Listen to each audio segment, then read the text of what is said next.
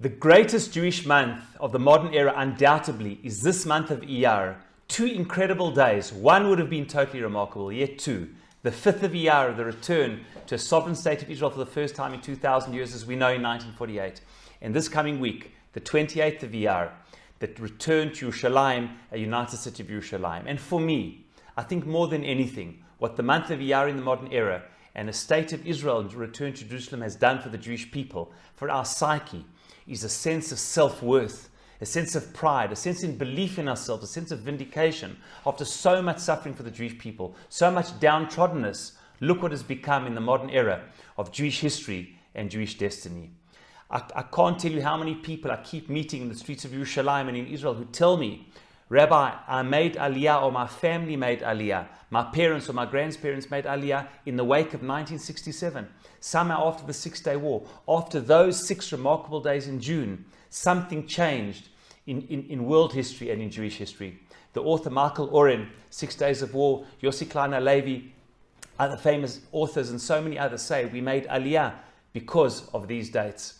Famously, Natan Sharansky wrote, he said, when I was sitting in the Russian gulag and I was standing against the impossible odds of the Soviet regime, he said, when I heard that in 6 days the Jewish people were able to return against all odds to Yerushalayim, I believed that I could do it too. It transformed my life and in a sense transformed the leadership of Soviet Jewry to do the impossible and the unexpected against all odds. And for me, the key word in all of this is a word which appears once in the Torah, a very powerful word, a word which appears as the crescendo, the ultimate pinnacle of blessing in the beginning of Parashat Bechukotai, where God says, I will bring you back to the land and I will give you plenty and abundance and peace and all the blessings and spiritual blessings. He says, Va'olech etchem komemiyut. I will break the yoke of your burden and I will go with you komemiyut.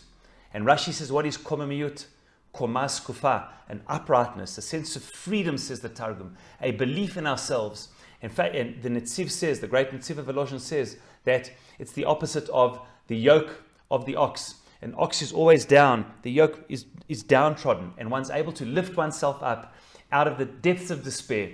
After we came out of the last 1,000 years of the Crusades, the Inquisitions, the Chmielnicki massacres, the ghettos, the pogroms, and the worst of all, the Shoah, out of the dusts of the yoke of downtrodden and bent down, being able to come for the first komas kufa of being able to have the sense of confidence and belief and vindication in 1948, physical freedom, and then again our spiritual destiny 19 years later in 1967 is remarkable. Va'olech etchem komemiyut. I will take you out of the downtrodden reality of what has been so much suffering in Jewish history to this new era that of brimming with hope of komemiyut for a new future. And may we, as we celebrate together, join us in our celebrations that we'll have our live Mizrahi camera here in Yerushalayim with the tremendous Rikud Galim dancing in the streets of Yerushalayim, celebrating the miracles of 1967 and the fact that today we live in a time of self-dignity, self-belief, pride in being Jewish, which should ultimately bring hope not only for the Jewish people, but indeed for all of humanity. Shabbat Shalom, Yom Yerushalayim Sameach.